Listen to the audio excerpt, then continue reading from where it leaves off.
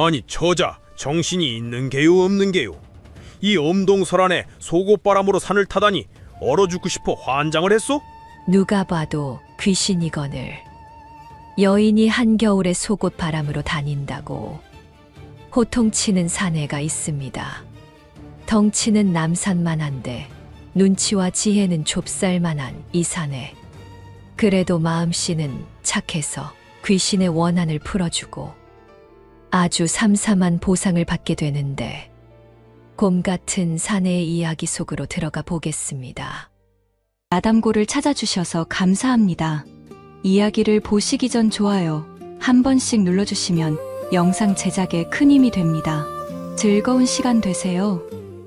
하늘에 구멍이라도 뚫린 것인지 주먹만 한 눈덩이들이 세상을 집어삼킬 듯 쏟아져 내리고 있었습니다. 이런 날에는 굶주린 호랑이도 꼬리를 사리고 굴 밖으로 나오지 않는 법입니다. 허나 강원도 깊은 두매산골의 나무꾼 우직은 달랐습니다. 이 사내로 말할 것 같으면 이름 그대로 소처럼 우직하고 곰처럼 미련한 구석이 있었습니다. 키는 마을 어귀 장승만 하고 몸집은 집채만 한 바위 같았는데 힘은 또 어찌나 장사인지 맨손으로 멧돼지를 때려잡아 업고 내려왔다는 소문이 돌 정도였습니다. 하지만 하늘은 공평하시어 그에게 천하장사의 힘을 주신 대신 좁쌀만 한 눈치와 지혜는 쏙 빼놓으셨습니다. 이날 아침에도 우직의 집 앞마당에서는 한바탕 실랑이가 벌어졌더랬습니다. 병석에 누운 노모가 문지방을 붙잡고 우직의 바짓가랑이를 늘어지며 말렸기 때문입니다. 어머니는 거친 기침을 삼키며 애타게 불렀습니다. 얘야, 오늘은 제발 가지 말거라. 눈이 저리 오는데 산에 갔다가는 얼어 죽기 십상이다. 하지만 우직은 지게를 짊어지며 허허 웃을 뿐이었습니다. 어머니도 참 걱정도 팔자십니다. 눈이라는 게 본디 물이 얼어서 된 것 아닙니까? 제가 물을 밥보다 많이 먹는데 그깟 물덩어리가 무서울 리 있겠습니까? 어머니가 기가 막혀 가슴을 치며 다시 말했습니다. 이 녀석아, 눈이 무서운 게 아니라 추위가 무서운 개다. 살이 터지고 피가 얼어붙는단 말이다. 그러자 우직은 자신의 무쇠 같은 팔뚝을 걷어붙이며 뚱딴지 같은 소리를 해댔지요. 제 살가죽 두꺼운 거 모르십니까? 모기가 물려다가 이빨이 부러지는 판인데 바람인들 제 살을 뚫겠습니까? 얼른 가서 나무 한 짐 해다가 구두를 뜨겁게 만들어 드릴 테니 걱정 마십시오. 우직은 효심이 지극한 것인지 머리가 나쁜 것인지 모를 말을 남기고는 성큼성큼 눈밭 속으로 사라졌습니다. 어머니의 탄식이 뒤따랐지만 우직의 귀에는 오직 어머니 약값 걱정뿐이었습니다. 그렇게 호기롭게 산에 올랐으나 자연의 위험은 우직의 둔한 머리로 가늠할 수 있는 것이 아니었습니다. 순식간에 눈이 허리춤까지 차오르자 우직은 그제야 뭔가 잘못되었다는 것을 깨달았습니다. 앞이 보이지 않을 정도로 눈보라가 몰아치니 천하의 우직도 방향을 잃고 헤맬 수밖에 없었지요. 해는 산 너머로 넘어가고 사방은 칠흑 같은 어둠에 잠겼습니다. 보통 사람 같으면 공포에 질려 주저앉았겠지만 우직은 그저 배가 고픈 것이 불만이었습니다. 눈썹에 고드름을 매단 채 거친 숨을 짐승처럼 몰아쉬며 눈을 헤치던 우직의 눈앞에 희미한 그림자가 나타났습니다. 가까이 가보니 다 쓰러져가는 흉가 한 채가 위태롭게 서 있었습니다. 지붕은 반쯤 날아가고 벽에는 구멍이 숭숭 뚫린 것이 딱 봐도 사람이 살지 않는 폐가였습니다. 음산한 기운이 감돌고 어디선가 귀신 울음 같은 바람 소리가 들려왔지만 우직은 반색을 하며 외쳤습니다. 아이고, 산신령님이 저 춥지 말라고 별장을 지어두셨구나. 감사합니다. 우직은 망설임 없이 낡은 문을 열고 들어갔습니다. 방 안은 바깥보다야 나았지만 냉기가 뼛속까지 스며들기는 매한가지였습니다. 바닥에는 쥐똥이 굴러다니고 천장에는 거미줄이 휘장처럼 늘어져 있었지만 우직은 개의치 않았습니다. 지게를 내려놓고 무겁게 주저앉은 그는 품속에서 돌덩이처럼 언주먹밥을 꺼내 씹어 먹었습니다. 이빨이 시릴 법도 한데 우직은 돌도 씹어먹을 기세로 주먹밥을 해치우고는 윗목에 누웠습니다. 따뜻한 어머니의 아랫목 생각이 간절했지만 오늘 밤은 여기서 묵어야만 했습니다. 막 잠이 들려는 찰나였습니다. 낡은 경첩이 긁히는 소름 끼치는 소리와 함께 닫아두었던 방문이 스르르 열리는 것이었습니다. 매서운 눈바람이 방 안으로 들이닥쳐 우직의 뺨을 때렸습니다. 우직은 잠결에 투덜거리며 일어나 문을 닫았습니다. 문고리가 낡아서 바람에 열렸나 보군. 그는 다시 자리에 누웠으나 잠시 후 또다시 날카로운 소리가 나며 문이 열렸습니다. 이번에는 아까보다 더 활짝 열려 문지방에 쌓인 눈이 방 안으로 들이쳤습니다. 이 깊은 산중 폐가에서 바람도 불지 않는 찰나에 문이 저절로 열린다니요. 누가 봐도 고칼 노릇이고 등골이 오싹해질 상황이었습니다. 어둠 속에서 누군가가 우직을 빤히 쳐다보고 있는 게 분명했습니다. 하지만 눈치 없는 우직은 공포 대신 짜증이 머리끝까지 치솟았습니다. 단잠을 방해받은 곰처럼 신경질적으로 일어난 우직은 문짝을 노려보며 호통을 쳤습니다. 아니 이놈의 문짝이 주인 닮아서 칠칠 맞게 입을 벌리고 있어 내가 고쳐주마. 우직은 밖에서 해온 아름드리 통나무 하나를 가져와 문짝에 둔탁한 소리가 나도록 박아버렸습니다. 황소가 들이받아도 열리지 않을 만큼 무식하게 문을 봉쇄해버린 것입니다. 우직은 제 솜씨에 감탄하며 콧노래까지 흥얼거리고는 다시 자리에 누웠습니다.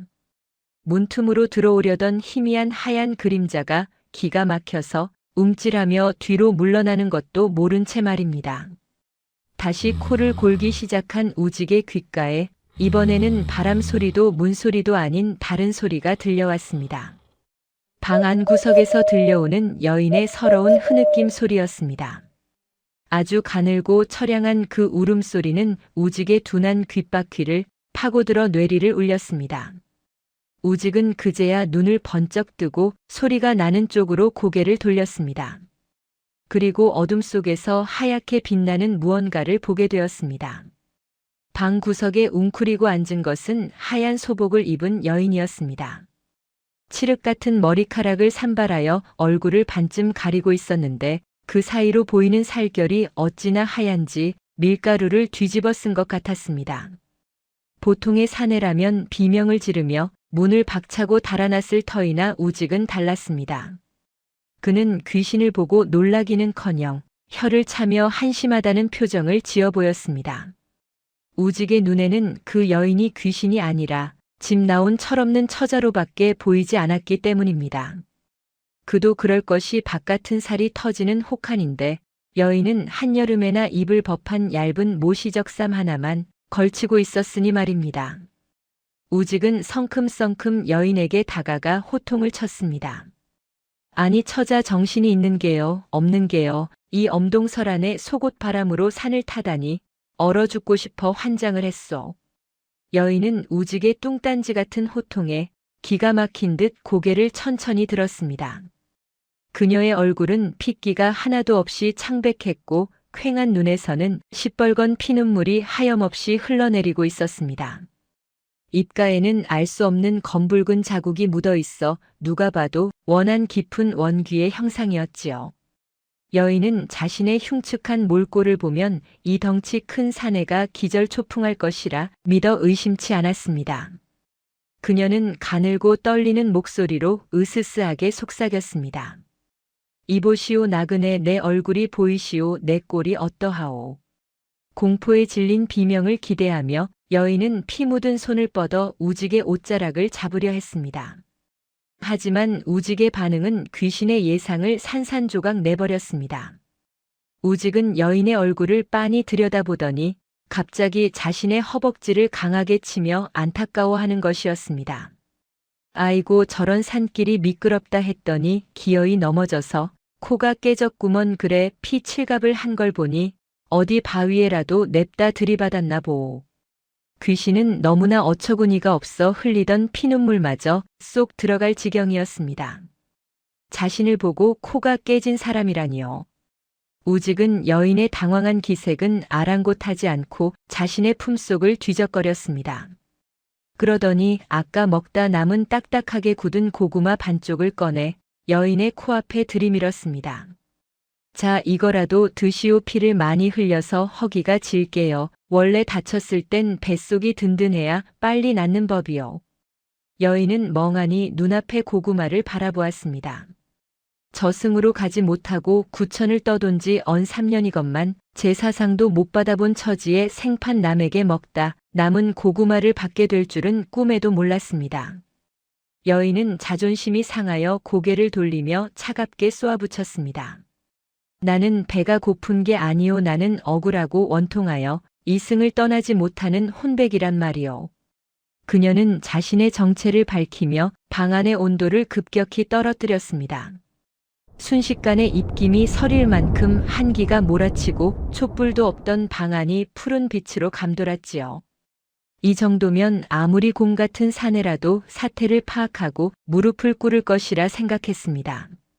그러나 우직은 몸을 크게 떨더니 엉뚱한 소리를 해댔습니다. 아이고 처자 입 돌아가겠소. 옷이 얇아서 추위를 타는구먼. 혼백이고 나발이고 사람이 밥심으로 살아야지 굶어서 헛것이 보이는 게요. 우직은 여인의 말을 귓등으로도 듣지 않고 억지로 여인의 손에 고구마를 쥐어주려 했습니다. 여인의 손이 얼음장처럼 차갑자 우직은 화들짝 놀라며 제 투박하고 뜨거운 손으로 여인의 손을 덥석 잡았습니다. 아니 손이 고드름이네. 그려 이리 오시오. 내 체온이라도 나눠줄 테니. 우직은 곰이 소민형 다루듯 여인을 억지로 끌어당겨 자신의 겨드랑이 쪽에 끼워 넣으려 했습니다. 귀신은 생전 처음 느껴보는 사내의 무지막지한 힘과 뜨거운 열기에 당황하여 비명을 질렀습니다. 이거 놓으시오. 나는 사람이 아니래도 그러네. 산중 호걸도 벌벌 떤다는 처녀 귀신이 둔에 빠진 나무꾼의 억지 간호에 꼼짝없이 당하는 꼴이라니 참으로 기가 막히고 코가 막힐 노릇이었습니다. 우직은 버둥거리는 여인을 제압하며 혀를 찼습니다. 가만히 좀 있으시오. 환자가 왜 이리 힘이 장사요. 그러다 뼈 상하오. 그때였습니다. 우직의 품에서 벗어나려 안간힘을 쓰던 여인의 눈빛이 매섭게 변했습니다. 도저히 말로는 안 통하는 이 벽창호 같은 사내에게 본때를 보여줘야겠다고 마음먹은 것입니다. 여인은 우직의 등짝을 향해 손톱을 세우며 기괴한 소리를 내질렀습니다. 좋은 말로 할 때 놓지 않으면 내 놈의 간을 빼먹겠다. 여인의 얼굴이 흉측하게 일그러지며 입이 귀 밑까지 찢어졌습니다. 그제야 우직도 움직임을 멈추고 여인을 빤히 바라보았습니다. 여인은 회심의 미소를 지으며 우직이 공포에 질리기를 기다렸습니다. 하지만 우직의 입에서 나온 말은 또다시 귀신의 뒷목을 잡게 만들었습니다. 우직의 소뚜껑만 한 손이 귀신의 창백한 얼굴을 쥐어짜듯 감싸쥐는 순간이었습니다. 귀신의 눈에서 시퍼런 안광이 뿜어져 나오더니 우직의 손을 뿌리치는 대신 짐승이 위협하는 듯한 소리가 터져 나왔습니다. 이거 안 놔, 이 곰탱이 같은 놈아. 그 목소리가 어찌나 표독스럽고 앙칼진지 방 안의 먼지가 털썩 주저앉을 정도였습니다. 우직은 깜짝 놀라 뒤로 엉덩방아를 찧었습니다. 때리거나 밀친 것도 아닌데 그 서슬퍼런 기세에 천하장사 우직이 압도당한 것입니다. 여인은 헝클어진 머리카락을 거칠게 쓸어넘기며 씩씩거렸습니다. 그녀의 얼굴에 서려있던 애처로움은 온데간데 없고 눈에는 도끼만이 가득 차 있었습니다. 내 턱은 멀쩡하다. 턱이 빠진 게 아니라 기가 막혀서 입이 안 다물어진 거다. 이 멍청한 놈아. 우직은 멍하니 여인을 올려다보며 눈을 굴렸습니다. 아니 처자 턱이 멀쩡하면 다행이지 왜 이리 화를 내시오. 그럼 아까는 왜 그리 서럽게 울었소. 서방님이 도망이라도 갔소. 우직이 눈치 없이 서방 타령을 하자 여인은 바닥을 주먹으로 세게 내리쳤습니다. 방바닥이 갈라지는 거친 소리가 났지요. 사내놈 흥 그따위 시시한 것 때문에 내가 이 고생을 하고 있을 것 같으냐. 여인은 우직을 노려보며 피를 토하듯 절규했습니다. 돈이다 내 금쪽 같은 돈 평생 먹을 거 안 먹고 입을 거 안 입으며 모은 내 엽전 꾸러미 때문이란 말이다. 귀신의 정체는 사랑에 배신당한 비련의 여주인공이 아니었습니다. 그녀는 돈에 사무친 지독한 구두쇠 안이 악착같이 살아온 민초의 원혼이었습니다. 여인은 가슴을 쥐어뜯으며 자신의 기구한 사연을 털어놓기 시작했습니다. 그녀는 이름도 성도 없는 어느 대감댁의 부엌댁이었습니다. 남들이 버린 누룽지를 긁어먹고 헤어진 옷을 기워 입으며 품삯을 한 푼, 두 푼 모았지요. 그렇게 10년을 모으니 제법 묵직한 돈항아리가 되었습니다. 그녀의 꿈은 단 하나, 이 돈으로 조그만 땅을 사서 남의 눈치 안 보고 내 집에서 다리 뻗고 자는 것이었습니다. 그런데 그 꿈이 이루어지기 직전 난리가 났습니다. 마을에 도적대가 들이닥친다는 소문에 그녀는 돈항아리만 챙겨서 한밤중에 이 산으로 도망쳐왔습니다. 눈보라가 몰아치는 밤 그녀는 이 빈 오두막에 들어와 마루 밑을 뜯어내고 깊은 구덩이를 팠습니다. 누구도 찾지 못하게 아주 깊이 더 깊이 팠지요. 항아리를 묻고 흙을 덮으려는데 욕심이 화근이었습니다. 행여나 쥐새끼라도 파먹을까 흙이 허술하지는 않을까 싶어 그녀는 구덩이 안으로 직접 기어 들어갔습니다. 항아리를 꼭 끌어안고 흙을 다지던 그 순간 나무가 비명을 지르는 듯한 거친 파여름과 함께 오래되어 썩어 문드러진 마루 지지대가 무너지며 무거운 구들장이 구덩이 입구를 덮쳐버린 것입니다. 악소리도 못 질렀다. 다리가 돌덩이에 끼어 부러졌는데 꼼짝을 할 수가 있어야지. 여인은 그때의 고통이 되살아나는지 몸을 떨었습니다. 차가운 땅속 칠흑 같은 어둠 속에 갇힌 그녀는 살려달라 소리쳤지만 폭설이 내리는 산속에 누가 있었겠습니까? 그녀는 부러진 다리의 고통과 밀려오는 추위 속에서 품에 안은 차가운 돈항아리의 감촉을 느끼며 서서히 얼어 죽어갔습니다. 죽는 순간까지도 그녀는 항아리를 놓지 못했습니다. 아니 오히려 죽어서도 그 항아리를 지키기 위해 이 자리를 떠나지 못하고 있었던 것입니다. 바로 여기다 내 놈이 깔고 앉은 그 엉덩이 밑 바로 그 밑에 내 시체와 내 전 재산이 묻혀 있단 말이다. 여인은 바닥을 손톱으로 거칠게 긁으며 악을 썼습니다. 그 손톱 끝에서 피가 배어나와 방바닥을 적셨습니다. 단순한 귀신의 공포가 아닌 가난한 자의 처절한 집착이 서린 광경이었지요. 우직은 그제야 자신의 엉덩이 밑이 유난히 차갑고 울퉁불퉁했던 이유를 깨달았습니다. 그는 슬그머니 엉덩이를 들썩이며 물었습니다. 그러니까 처자 말은 지금 내 밑에 보물 단지가 있다는 말이요. 우직의 눈이 곰처럼 둥그렇게 커졌습니다. 귀신이 나온다는 공포보다 돈항아리라는 말에 귀가 먼저 트인 것입니다. 어머니 약값이 없어 발을 동동 구르던 효자 우직에게 이 귀신의 원한은 공포가 아니라 기회로 들리기 시작했습니다.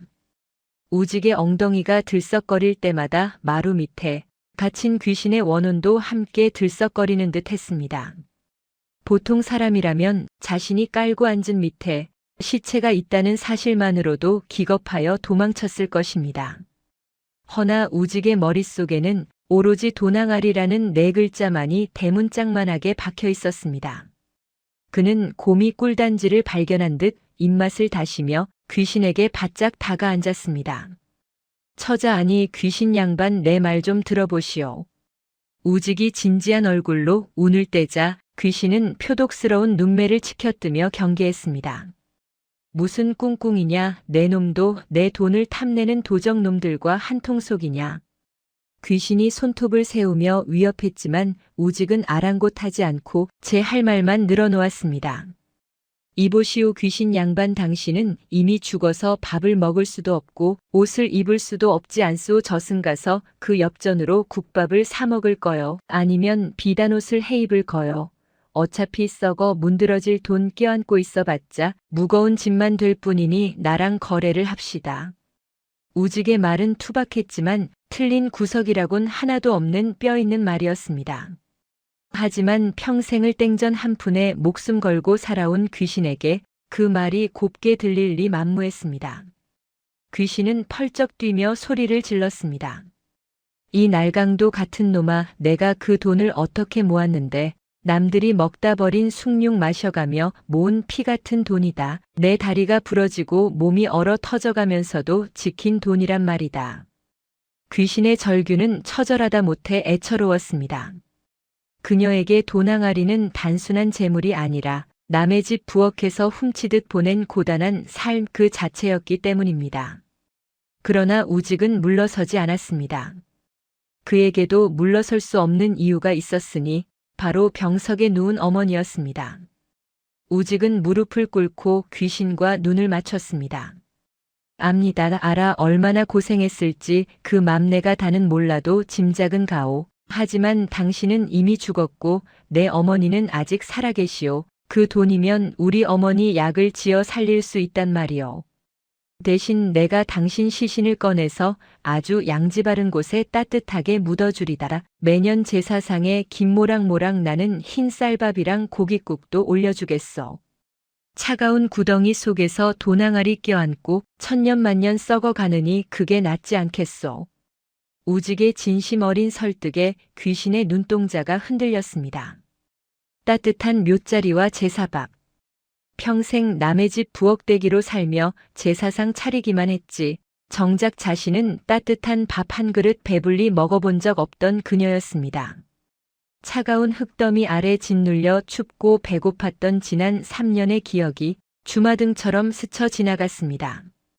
귀신은 입술을 깨물며 한참을 망설이다가 마침내 결심한 듯 고개를 끄덕였습니다. 좋다, 대신 약속을 어기면 내 놈의 삼쪽을 멸하고 자손 대대로 저주를 퍼부을 것이다. 내 시신을 꺼내 수습해 다오. 그러면 그 돈항아리 내 놈에게 주마. 귀신은 피눈물을 흘리며 억지로 허락했습니다. 돈을 내어준다는 말이 마치 살점을 떼어주는 것처럼 고통스러워 보였습니다. 계약은 성사되었습니다. 우직은 즉시 행동에 나섰습니다. 그는 곰 같은 괴력을 발휘하여 마루장을 뜯어내기 시작했습니다.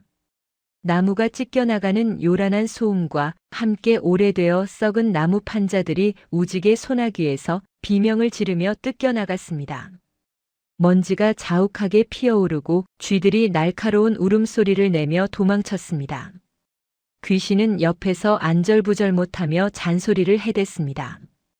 야, 이 무식한 놈아, 살살 좀 해라. 그러다 내 뼈 부러지면 책임질 거냐? 항아리 깨지면 국물도 없을 줄 알아라. 조심하라고.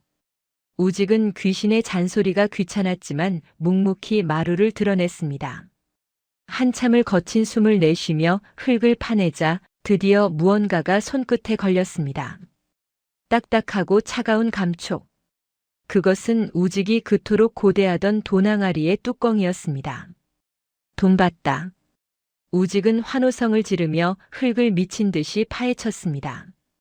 항아리 옆에는 귀신의 말대로 앙상하게 마른 유골 하나가 항아리를 껴안은 채 웅크리고 있었습니다. 그 처참한 모습에 우직은 잠시 숙연해졌으나 이내 항아리를 들어올리는 데 집중했습니다. 그런데 이상했습니다.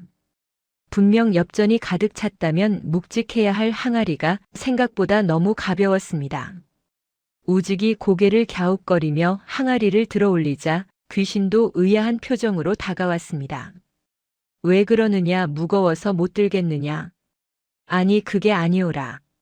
뭔가 좀 허전한데 하고 우직이 말끝을 흐렸습니다. 우직은 떨리는 손으로 항아리의 뚜껑을 조심스레 열었습니다. 방 안으로 스며든 달빛이 항아리 속을 비추었습니다. 그리고 그 안을 들여다본 우직과 귀신은 동시에 입을 딱 벌리고 굳어버렸습니다. 항아리 뚜껑을 열자마자 방 안을 가득 채운 것은 금은 보화의 찬란한 광채가 아니었습니다. 대신 코를 찌르는 시큼하고 퀴퀴한 냄새가 진동을 하며 우직의 미간을 찌푸리게 만들었지요. 우직은 항아리 안을 들여다보고는 어이가 없다는 듯 허탈한 웃음을 터뜨렸습니다. 항아리 속에는 엽전은커녕 시커멓게 썩어 문드러진 흙덩어리 같은 것들만 찐득하게 눌어붙어 있었기 때문입니다. 우직이 흙투성이가 된 손가락으로 그 검은 물체를 푹 찔러보며 투덜거렸습니다. 이보시오 귀신 양반 이게 대체 뭐요 설마 하니 똥단지를 돈단지라고 거짓말을 친 거요. 내 참 기가 막혀서 원 엽전이 언제부터 거름 냄새를 풍겼답니까? 그 말을 들은 월양은 비명을 지르며 항아리로 달려들었습니다. 아니다 그럴 리가 없다. 내 돈 내 보물들이 이럴 리가 없어. 월양은 반투명한 손으로 항아리 속을 미친 듯이 휘저었습니다. 하지만 손에 잡히는 것은 형체를 알아볼 수 없이 뭉개진 검은 찌꺼기들 뿐이었습니다. 월양은 믿을 수 없다는 듯 몸을 떨며 그 찌꺼기 하나를 들어 올려 뚫어지게 쳐다보았습니다. 그것은 돈이 아니었습니다. 자세히 보니 그것은 오래전 산에서 캐내어 말려두었던 굵은 더덕과 도라지 뭉치들이었습니다. 습기 찬 마루 및 땅 속에서 3년이라는 세월을 견디지 못하고 모조리 썩어 거름이 되어버린 것입니다. 월양은 그제야 자신이 무슨 짓을 했는지 깨닫고 바닥에 주저앉아 대성통곡을 했습니다. 아이고 아이고 내 팔자야 엽전으로 바꾸지도 못하고 이걸 그대로 묻어버렸구나. 장날에 내다 팔면 황소 한 마리는 좋게 살 귀한 것들이었는데 아까워서 먹지도 못하고 팔지도 못하고 껴안고 있다가 똥을 만들어버렸네. 그녀의 울음소리는 서럽다 못해 처절하여 듣는 사람의 애간장을 녹일 지경이었습니다. 월양에게 이 더덕과 도라지는 단순한 나물 쪼가리가 아니었습니다. 남의 집 설거지통을 뒤지며 살아온 그녀가 유일하게 자신의 힘으로 캐낸 희망이었고 미래였던 것입니다. 그녀는 썩어버린 더덕죽을 가슴에 품고 피눈물을 흘렸습니다. 이 미련한 년 죽어서도 미련을 못 버려 똥단지를 끌어안고 있었구나. 우직은 처음에는 화가 났습니다. 어머니 약값을 벌 수 있다는 희망에 부풀어 생고생을 하며 땅을 팠는데 나온 게 고작 썩은 뿌리라니요. 야, 이 사기꾼 귀신아 내 품삯은 어쩔 거야. 이 냄새나는 흙덩어리로 약을 지으란 말이냐. 우직은 씩씩거리며 항아리를 발로 찰 기세였습니다. 하지만 바닥에 엎드려 제 가슴을 치며 우는 월양의 모습을 보자니 차마 발길질이 나오지 않았습니다. 그리고 그 옆에 웅크리고 있는 앙상한 유골이 눈에 들어왔습니다. 뼈만 남은 주제에 아직도 그 썩은 항아리를 소중한 보물인 양 꼭 끌어안고 있는 모습이라니. 그 처참한 몰골이 우직의 무딘 가슴을 무겁게 때렸습니다. 가난이 죄라 돈이 될까 싶어 풀뿌리 하나라도 악착같이 모았던 그 마음을 같은 처지인 우직이 모를 리 없었기 때문입니다. 우직의 콧잔등이 시큰해졌습니다. 그는 쥐고 있던 주먹을 천천히 풀고 한숨을 푹 내쉬었습니다. 침을 거칠게 뱉으며 재수가 없으려니까 뒤로 넘어져도 코가 깨진다더니 딱 그 짝이구먼 하고 투덜거렸습니다. 우직은 투덜거리면서도 입고 있던 자신의 낡은 저고리를 벗었습니다. 그리고는 월양의 유골을 조심스럽게 감싸 안았습니다. 옆에서 울고 있던 월양이 깜짝 놀라 눈물을 멈추고 우직을 쳐다보았습니다. 너 뭐 하는 짓이냐 돈도 없는데 그걸 왜 수습해? 우직은 퉁명스럽게 대꾸하며 유골을 추스렸습니다. 시끄럽소 돈이고 나발이고 썩은 더덕 냄새에 머리가 아파서 치워버려야겠소. 그리고 기왕 파낸 김에 묻어는 줘야지. 이대로 두면 개들이 물어갈 것 아니오. 산 사람도 집이 없어 서러운데 죽은 사람이라도 내 집 하나는 있어야지 않겠소. 우직의 말은 투박했지만 그 속에는 곰국처럼 진한 정이 담겨 있었습니다. 그는 썩어버린 항아리 내용물도 버리지 않고 유골 옆에 고이 챙겨 넣었습니다. 비록 똥이 되었지만 처자가 목숨 걸고 지킨 거니 저승 갈 때 노잣돈 삼아 가져가시오. 우직은 유골을 소중히 품에 안고 밖으로 나갔습니다. 눈보라는 어느새 잦아들고 동쪽 하늘이 푸르스름하게 밝아오고 있었습니다. 월양은 멍하니 우직의 뒷모습을 바라보았습니다. 생전에 받아본 적 없는 따뜻한 호의에 가슴 한구석이 찌르르 울려왔습니다. 저 곰탱이 같은 놈이 제법 사내구실을 하는구나. 월양은 입술을 깨물며 우직의 뒤를 조용히 따랐습니다. 천하장사 우직이라 해도 꽁꽁 언 동토를 파내는 일은 여간 고된 것이 아니었습니다. 곡괭이도 없이 부러진 나무 막대기와 맨손으로 땅을 파는데 손톱이 깨지고 피가 배어나왔습니다.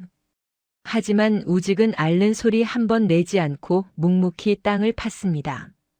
마치 밭을 가는 소처럼 입김을 거칠게 내뿜으며 자신의 언약대로 양지 바른 언덕배기에 깊은 구덩이를 마련했지요. 우직은 자신의 체온이 배어있는 낡은 저고리로 월양의 유골을 아이 포대기 싸듯 정성스레 감쌌습니다. 그리고 그 옆에 썩어 문드러진 더덕과 도라지 뭉치들도 빠짐없이 털어넣었습니다. 비록 지금은 똥이나 다름없는 몰골이지만 한 여인이 목숨과 맞바꾼 귀한 꿈이었으니 함부로 버릴 수 없다는 우직만의 개똥 철학 때문이었습니다. 우직은 봉분을 닦으려 만들고 그 앞에 넙죽절을 올렸습니다. 가진 게 없어 술 한 잔 못 올리지만 마음만은 받아주시오. 저승 가서는 돈 걱정 말고 배골치 말고 따뜻한 아랫목에서 편히 쉬시오. 다음 생에는 부잣집 막내딸로 태어나서 손에 물 한 방울 안 묻히고 떵떵거리며 사시오. 투박하지만 진심이 뚝뚝 묻어나는 우직의 조사에 숲속의 새들도 잠시 지저김을 멈추는 듯 했습니다. 밤을 꼴딱 새우고 땅까지 팠으니 천하의 우직도 밀려오는 피로를 이길 재간이 없었습니다. 그는 무덤가의 대자로 뻗어 요란한 소리를 내며 깊은 잠에 빠져들었습니다. 얼마나 잤을까. 우직의 꿈속에 환한 대낮처럼 빛이 쏟아졌습니다. 그리고 그 빛 속에서 아까의 그 흉측한 몰골은 온데간데 없고 단정하고 고운 자태의 처자가 걸어 나왔습니다. 깨끗한 옥색 저고리에 다홍 치마를 입은 월양이었습니다. 피눈물 자국도 없고 도끼도 사라진 그녀의 얼굴은 보름달처럼 환하고 넉넉해 보였습니다. 월양은 우직 앞에 다가와 공손히 큰 절을 올렸습니다. 이 미련 곰탱이 같은 양반아, 고맙다, 정말 고맙다. 내 부모도 형제도 나를 돌보지 않았는데 생판 남인 내가 내 썩은 뼈를 거두어 주었구나. 월양의 눈가에 맑은 눈물이 맺혔습니다. 우직은 꿈속에서도 뒷머리를 극적이며 쑥스러워했습니다. 뭐 대수라고 절까지 하고 그러시오. 옷 갈아입으니 인물이 헌안에 그려 진작 좀 씻고 다니지. 월양은 피식 웃으며 우직의 손을 꼭 잡았습니다.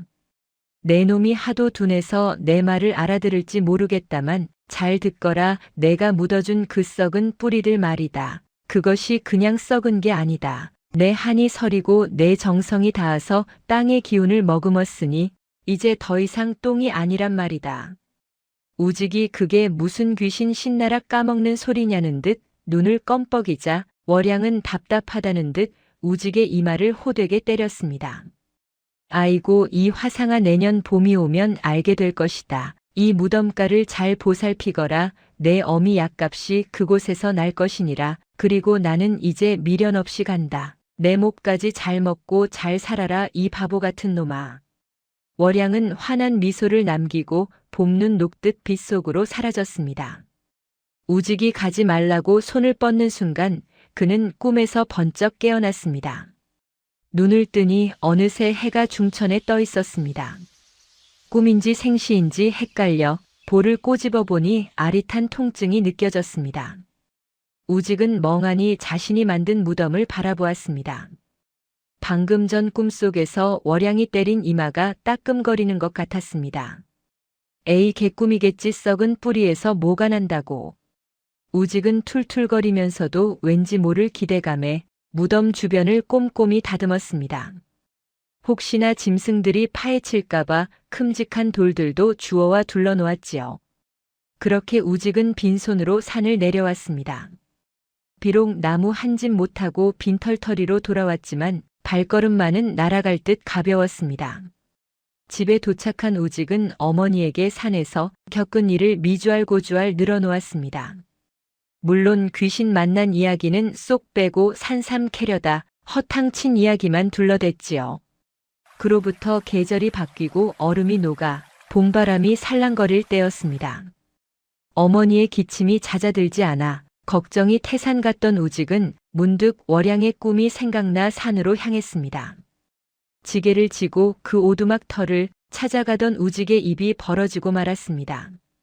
겨우내 황량했던 그 무덤과 주변이 온통 푸릇푸릇한 기운으로 뒤덮여 있었기 때문입니다. 그런데 그 풀들의 모양새가 예사롭지 않았습니다. 일반 잡초와는 달리 잎이 5개로 갈라지고 영롱한 기운을 뿜어내는 것이 마치 산신령이 심어놓은 텃밭 같았습니다. 우직은 심장이 거세게 뛰어서 숨도 제대로 쉴 수 없었습니다. 설마 이게 다 산삼이란 말인가? 떨리는 손으로 조심스레 흙을 파보던 우직은 그 자리에서 무거이 주저앉고 말았습니다. 우직의 투박한 소나기에 들려나온 것은 흙투성이 뿌리였으나 그 자태는 실로 예사롭지 않았습니다. 마치 갓난아이가 웅크리고 있는 듯한 오묘한 형상에 실뿌리 하나하나가 황금빛으로 은은하게 빛나고 있었기 때문입니다. 코끝을 맴돌던 쌉싸름한 향기는 순식간에 머리를 맑게 하고 온몸에 활기를 불어넣는 듯 했습니다. 우직은 산삼을 본 적은 없으나 본능적으로 알 수 있었습니다. 이것은 도라지도 더덕도 아닌 바로 전설 속의 영약 천종 산삼이라는 것을 말입니다. 우직은 떨리는 손으로 옆에 있는 풀포기도 조심스레 파보았습니다. 거기도 산삼 또 그 옆도 산삼이었습니다. 월향의 무덤가를 뒤덮은 그 푸른 풀밭 전체가 좋기 100년은 묵었을 산삼으로 가득 찬 보물밭이었던 것입니다. 부엌대기로 살며 모은 그 썩은 더덕 뭉치들이 월향의 신묘한 조화와 우직의 지극한 효심을 먹고 천하제일의 영약으로 다시 태어난 게 아니겠습니까? 신봤다 아니 월향이 봤다. 우직의 고함 소리가 메아리가 되어온 산을 뒤흔들었습니다. 우직은 저고리를 벗어 산삼들을 다치지 않게 고이 모시고는 무덤을 향해 넙죽 큰 절을 올렸습니다. 귀신 양반 아니 월향처자 고맙소 정말 고맙소 내 이 은혜는 죽어서도 잊지 않으리다. 바람이 불어와 나뭇가지를 흔드는데 그 소리가 마치 월향이 어서 가서 어미나 살려라 이 곰탱아 하며 등을 떠미는 듯 했습니다. 우직은 산삼 중 가장 실한 놈을 정성스레 다려 어머니께 드렸습니다. 오늘 내일 하던 노모는 그 약을 드시고 사흘 밤낮을 깊은 잠에 빠져드시더니 나흘째 되는 날 자리를 박차고 일어났습니다. 어찌나 기운이 넘치는지 당장 밭을 매러 나가겠다며 호미를 찾으실 정도였지요. 어머니의 병이 씻은 듯이 낫자 우직은 나머지 산삼들을 들고 읍내 약재상으로 향했습니다. 약재상 주인은 산삼을 보자마자 눈이 뒤집혀 놀라 자빠질 뻔했고 한양에서 내로라 하는 의원들이 구름대처럼 몰려들었습니다.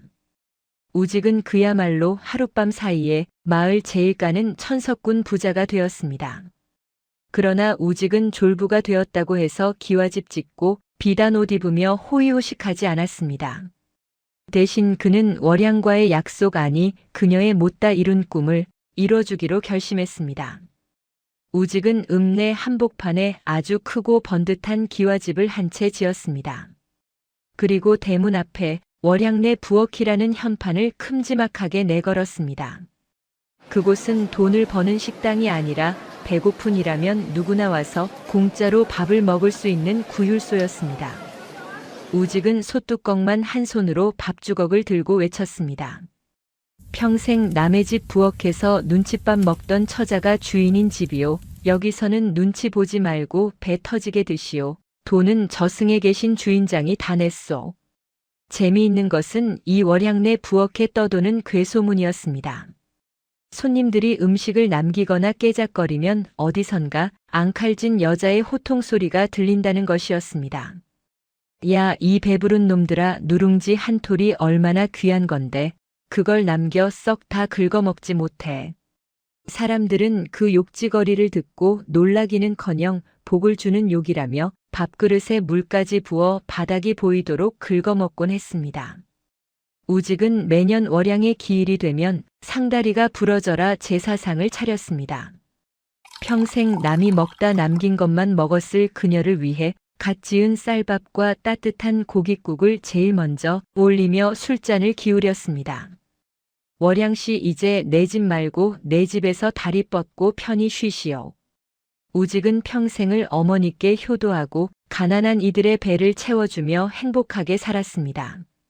먼 훗날 그가 늙어 세상을 떠날 때 그의 상여 뒤에는 얻어먹은 밥심으로 살아난 수많은 사람들이 구름처럼 뒤따랐다고 합니다. 그리고 우직이 묻힌 자리 옆에는 매년 봄마다 하얀 꽃이 피어났는데 그 모양이 마치 밥공기 같기도 하고 복주머니 같기도 했답니다. 사람들은 곰 같은 나무꾼과 억척스러운 부엌대기 귀신의 기막힌 우정이 꽃으로 피어난 것이라 여겼습니다. 착한 마음은 썩은 뿌리도 산삼으로 바꾸고 죽은 자의 한도 향기로운 꽃으로 피워내는 법이니까요. 이야기가 재미있으셨다면 소중한 의견 댓글로 적어주시면 영상 제작에 큰 도움이 됩니다. 평안한 하루 되세요. 감사합니다.